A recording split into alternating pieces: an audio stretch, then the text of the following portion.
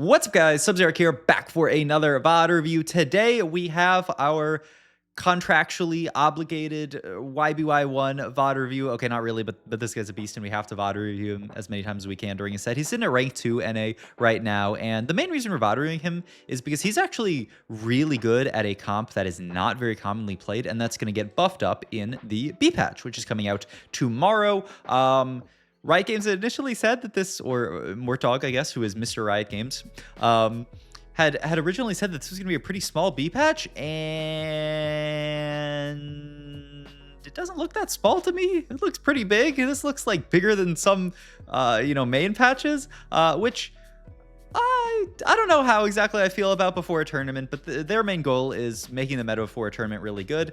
I will say to that end as well, I'm very, very worried about the fact that we are buffing up Yordle openers when Yordle is already the best opener by far, I would say.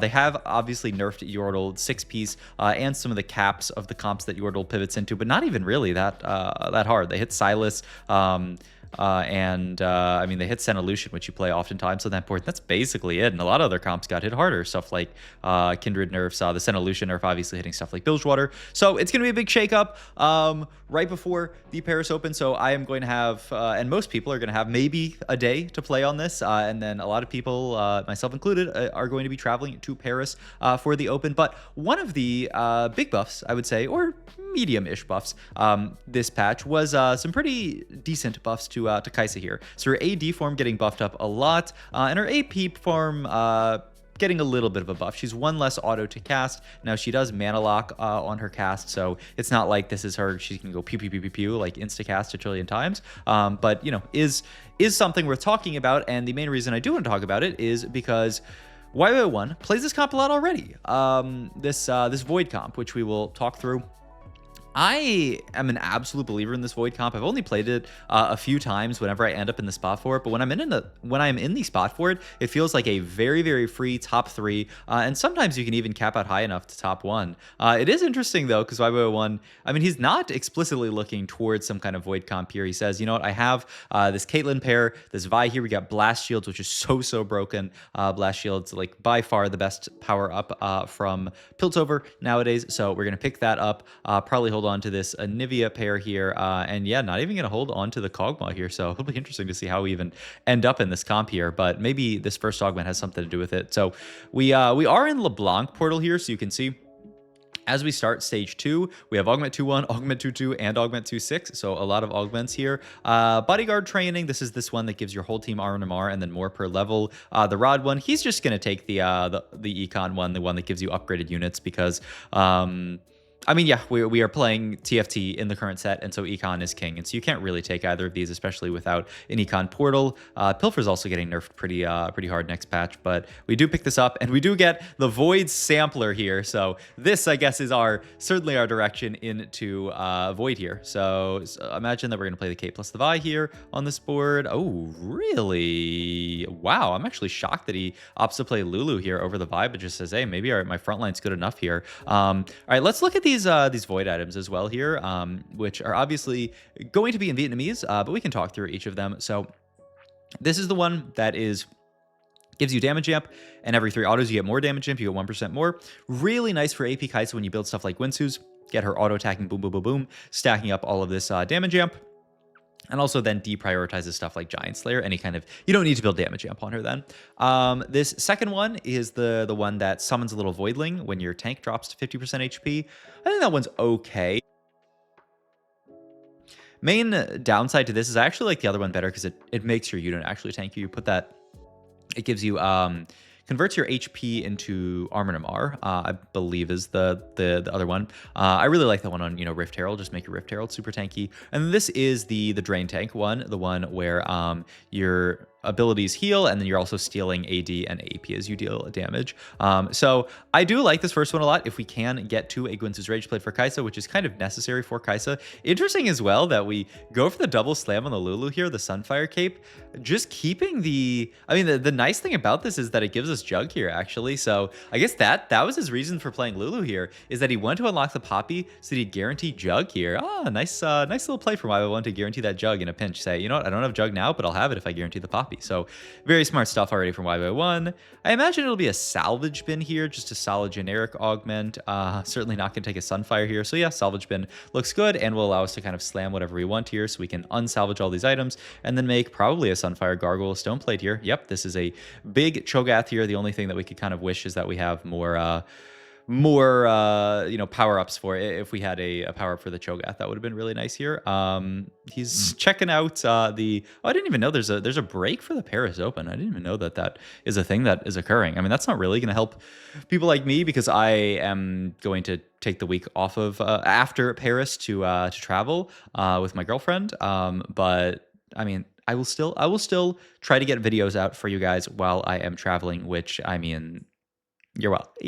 I'll say it. You guys, you're welcome. I mean, I guess I shouldn't pat myself on the back before I actually do it. But I will do my best to do it. I'm gonna bring my mic and my laptop to record, so you guys are gonna get some nice mobile VODs. So I will try to record a lot tomorrow, so that I have at least a little bit of backlog, so I don't have to be like recording the night of the Paris Open when I'm going out and getting crazy with Kai Watanabe, Kai pouring back, Kai shots, me shot. No, I don't actually really drink that much. I don't really like drinking that much, but well, we'll see what happens. So to talk a little bit about this Void comp, because this is the subject of today's video. This comp, I feel like the conditions for it are usually that you get Void 2-1. This is a very, very big condition for this comp, because of the fact that every round that you have in Void is a round that is stacking you towards getting Rift Herald. So if you get Void in 2-1, you unlocked Rift Herald at 3-5, which is a big spike at 3-5. And I would say at the latest, you need to have that Rift Herald by 4-1. Maybe you could get away with it 4-2 if you're feeling really, really bad. So that's 2-3, maybe 2-5 if you're getting kind of crazy, to get your Void in, to get that 8-round for Rift Herald in. The really nice thing about this comp is just and let's talk about last augment here, because once again we have our last augment here, and then we'll yacht more about Void. I mean, Death Cap augment, it's funny. You could break apart the Death Cap and then lose all the value of the augment, which would be hilarious, but probably not. Going long is really, really broken. The problem is we've already lost a lot of the value of going long. We haven't got, any augment that gives you value per round. You tend not to want to take later in a stage with these type of portals, because you've lost all the incremental value. You could take Mogul's Mail here. The problem is, once again, this is 5 rounds to get that next item, so I don't really love any of these, I guess. I'm kind of surprised that he rolls the Death Cap first, because I mean, I would have just said, I'll suck it up and take the Death Cap if I have to, and use it for some AP onto Kaisa, but I don't really want to take any of these. I guess he is looking at this last, and he does get a Radiant item here, which is kind of funny with the salvage bin. You can reforge what components you want. But we do, lastly, I think we're looking at the Radiant items here, but we roll get level up here, and this is immediately the take for YBY1. No real downside to taking this later. I guess we've pumped a little bit of XP at this point that we've wasted, but not the end of the world. And this is a fantastic augment for this comp. Level up in this comp, the new one, I forget what it's called, but it's the one that makes it's basically level up, where it makes your level ups cost less, the one that you can get at 4-2 that gives you a bunch of XP, and then your level ups cost 3 instead of 4. That one really, really nice in this comp as well, because the cap for this comp is pushing level 10 and getting to Baron Nashor. Now let's talk about how to actually get to that cap, because I interrupted myself to talk about augments when we were going on there. So you need the early Void. That's one thing. You do also need the Kaisa items. Guinsoo's Rageblade is pretty much necessary in this comp. You can't really get away without building Guinsoo's. A lot of stuff after that is pretty buildable. So Archangels is decent in the stats. And yeah, he's actually going to double. Yeah, I love this. I like this a lot. Turn the blue buff into Adaptive Void Staff here, because I mean, it just makes sense from an item economy standpoint. It allows us to make a lot better stuff here. You do actually see YBY in this comp build a lot of Void Staffs. I looked through his match history, and it's a lot of like Guinsoo's Archangel Void Staff, Guinsoo Archangel Void Staff. He loves that build onto Kaisa, which is interesting to me, because it's not like she spreads the Void Staff value very much, so I don't really understand why he likes it so much, but he does. And YBY can never be wrong, so it's something worth thinking about for sure here. But yeah, I would say Guinsoo's is, very often core, especially on this auto attack reliant upgrade. Gunblade is one that you can play for. This is not a comp that plays for like Giga tanks in the mid game. I mean, you have this Cho'Gath who's more of a utility tank, but once you get to Rift Herald, healing up that Rift Herald is really nice, especially if you are building Gargoyles onto Herald, which is a great item onto Herald, just because Herald already has that inbuilt thing where Herald says, the more units that are targeting me, the better. So Gargoyle, great item in this comp. So, Gunblade, Gargoyle, always, a pair, a match made in heaven. And then, yeah, usually some kind of AP item, stuff like Archangel, stuff like Deathcap, JG works totally fine onto Kai'Sa as well. So all of these reasonable items in this comp. The other thing I would say about this comp, to me it feels important, but I've actually heard some conflicting things, so I'll talk through some other opinions here, is that you play this comp from win streak. This to me very much feels like a tempo comp where you can... 1, guarantee 2 4-costs. You can guarantee Kai'Sa 1 and Rift Herald 1. Kai'Sa by being level 8, Rift Herald by playing this, you see it there, Void for 8 rounds. So it's very easy to get these units 1-star, which is always good for a tempo comp like this, because it means, if you're win streaking going into stage 4, you have Kai'Sa 1, Herald 1, you can very easily roll down and pick up Kai'Sa, 2, Herald 2, and all of a sudden you are very, very strong for that stage. If you're trying to do some kind of like lost streak style, which is something that I've heard that some people like, I think Learning TFT was saying Marcel P actually really likes lost streak Void, just because of the same idea where you can guarantee that Kai'Sa 1, Rift Herald 1, and then very easily, hit them 2-star and then stabilize stage 4. I think there's something to that. I have found the most success with this comp from a win streak with a strong opener, usually playing around this Kog'Maw plus Piltover, as we kind of did this game, though we dropped our streak a little bit to some strong boards, and yeah, we're actually losing a bit this stage. But it's a pretty strong stage. I mean, Draven 2 with great items, this guy with the Giga Malzahar setup, so, not so crazy that we lose a few fights here. We do pick up the Kai'Sa very, very early here with the fact that we have level up here, so very quick level 8, which is really nice. Interesting, this is something that I've always been curious about this comp, and so this is how YBY1 plays it. He says Kog'Maw 1 in this spot, or Kog'Maw 2 is a better item holder than Kai'Sa 1 here, so until we get to Kai'Sa 2, he is going to item hold the Kog here. I do kind of feel that, especially in this spot where we don't actually have a Guinsoo's made, though we have Guinsoo's components, right? We can break apart these items if we want to, and make Guinsoo's Rageblade. I mean, we have Guinsoo's plus Actually, we don't have Archangels, right? Because we only have the one rod here on these items. So it's going to be interesting to see what he wants to make item-wise. And he is going to break down everything here just to give him the max number of options possible. And I do think Guinsoo is kind of an obligatory slam here. The extra rod, I'm thinking is towards something like an Archangels, but let's see what our last item here is here. Okay, and let's first of all try to predict items. And 2, you know what's crazy, actually, is we could just grab Annie and pivot to Annie, but he values this comp enough, and he values the not pivot enough. Pivoting in TFT is a hard thing to do, and so he is actually saying, you know what, my board's good here. I have a great line into Void. I'm actually not even going to grab the Annie and play towards it, which... if someone like YBY1, especially with all of these mana items, like you could make adaptive Void Staff here, boom, and then some tank items actually be pretty hard at that point. So let's talk about what you think he's actually going to build here. He does really like Void Staff, I've seen, so maybe it's something like a Guinsoo's Rageblade, a Void Staff, an Archangel, a Gargoyle, and then the healing item, the old Redemption, Spirit Visage. I could see something like that. I mean, based on YBY1's match history, that's what I'll predict here, but we will see here. The only thing, okay, so he's going to not make the Gargoyles. He's actually going to make Bramble plus, so instead of double Gargoyle, he's going to make this setup. And ooh, thinking about Sterak's, he does make the Archangel. Okay, so he makes everything that I was talking about here, but he does opt to, to make Sterak's actually, start prioritizing his Baron Nashor items here already, and he opts to, instead of making Gargoyle on this unit, opts to make Bramble plus Declaw here. So I guess YBY1 not really prioritizing that much the Gargoyle effect onto the Rift Herald. I'm actually down to bring some stats up real quick.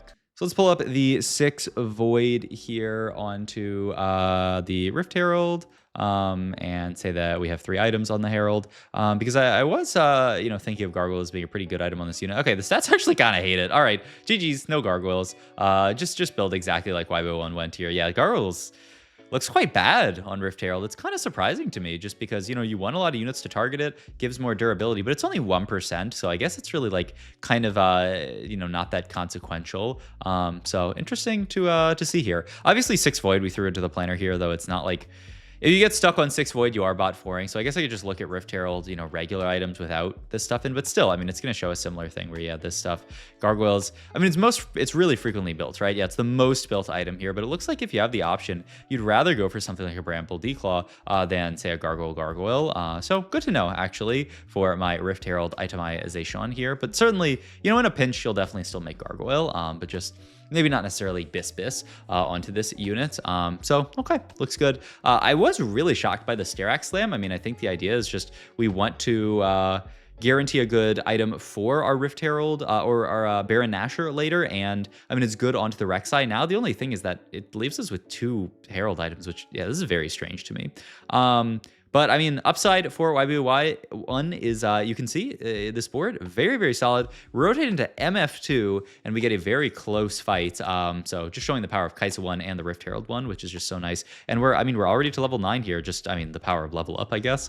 I guess the question for YBY1 here will be, are we going fast 10 here? Just picking up that Rift Herald ASAP here on 61 HP. I mean, it certainly seems like that's the game plan here. And it is a very, very big spike here. You know, normally you would have to roll on level 8, roll on level, 9 to stabilize. But with this level up, we might actually be able to make it there. And you can see once again, man, the Rift Herald's so tanky. The Kais is so tanky. Once again, this is a fight I feel like we should have no business, even being close here because our board is criminal, especially with Prismatic Econ Augment here. But Kaisa just doing good work with this Void Staff Guinsoo Archangel setup that we've talked about before. So really nice stuff here. You can pick up the Chain Vest here. This is either for some kind of like Titan's Resolve or Edge of Night for our Herald, or it could be towards, just make Protector's Vow. I mean, I guess you can make Protector's Vow here regardless, and you can always move it later. And yeah, it does look like he's going fast 10 here. So it'll be an interesting Kaisa game. You can't always replicate this kind of setup here, but,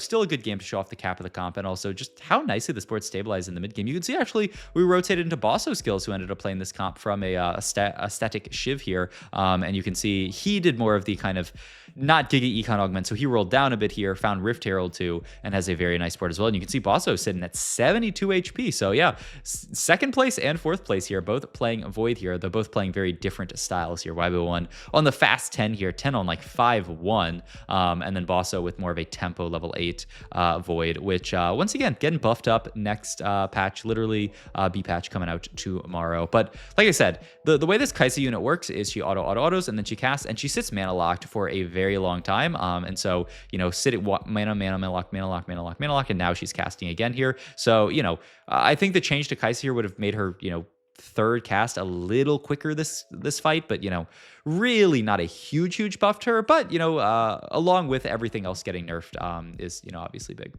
So we will level up here. He is now level 10 here. Am I crazy here? Who's he missing? Oh, he's missing Belveth still. Yeah, he never found Belveth on level 8 or level 9. So we do have to find Belveth here. He's also not holding onto Shivs. So it's interesting to see. You have a +1 slot on this board here. Baron Nashor also you can pick up this way, which is really nice. He's going to play the Wukong. Yeah, the stats do really like Bruiser on this board, just because it's a team-wide buff and because it plays for your biggest tank here. So, I would have thought something like a Shiv here. And I guess it's just tight. Was he making GS here? Ooh, GS. Okay. I would have thought it was something like a Shyvana here, just because Juggernaut's not that big, but Shiv buff on the entire board is big. But I guess the idea is that Rift Herald is just such an important tank that you do need Bruiser on this board. And Wukong 2 is not bad. Volibear 2 has really good stats on this board as well here. So I think that's kind of your max cap is 9 Void Volibear here. But we've made it to the Baron Nashor here. Going to actually is he going to go back and make... What is he? Oh, he's going to make Even Shroud here. And then, very, very nice here. So opts to make the Even Shroud here just so that he has some armor shred now that he has the Rift Herald here. This is also pretty cool. The backline Rift Herald here. So Rift Herald tunnels forward. Rift Herald has this kind of almost volley, like Luchador Volibear-esque effect where, if Rift Herald has to get, or I keep calling Baron Rift Herald. If Baron has to get to...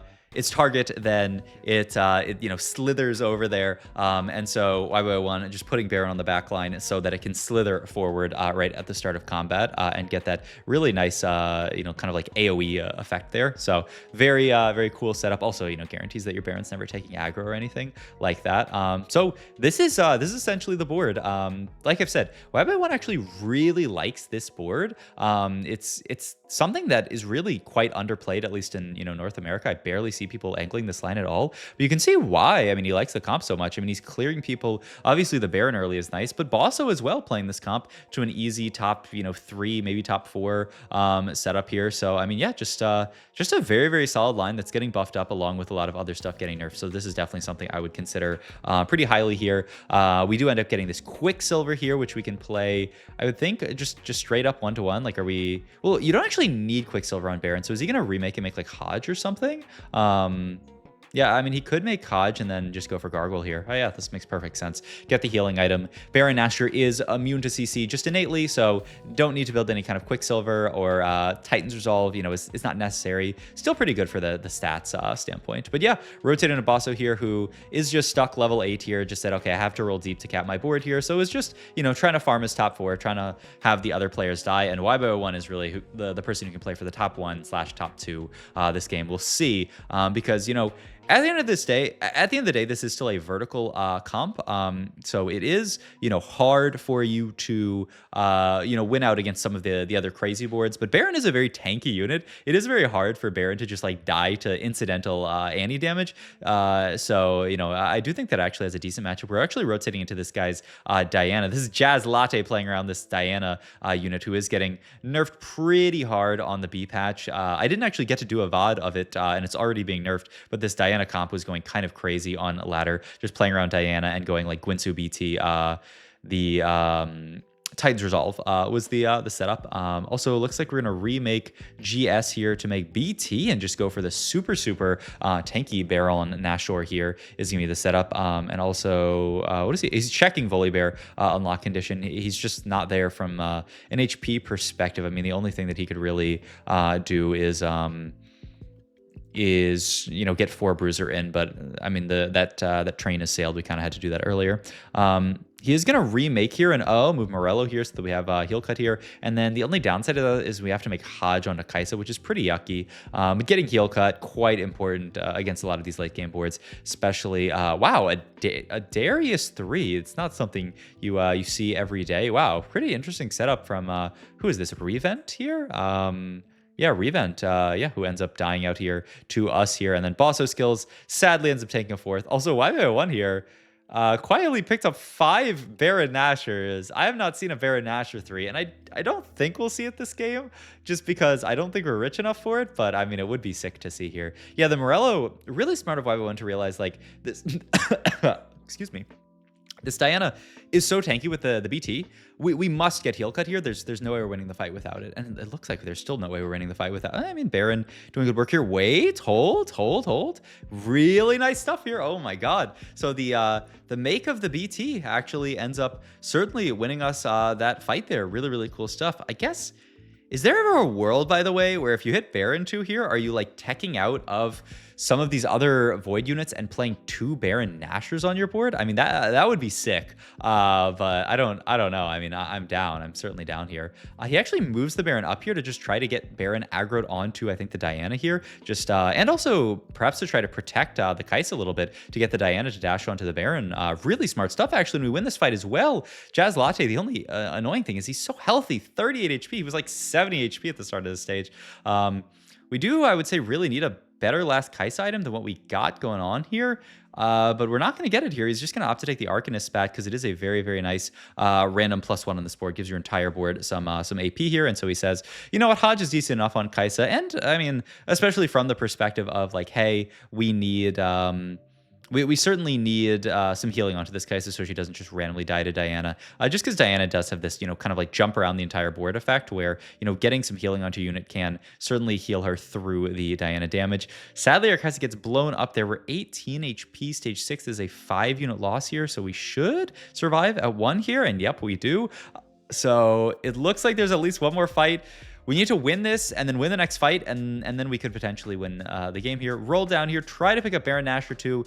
Do not find it here, so we just got to try to win the fight. I mean, we were still winning fights here, so I think with appropriate positioning, I think it is still winnable here.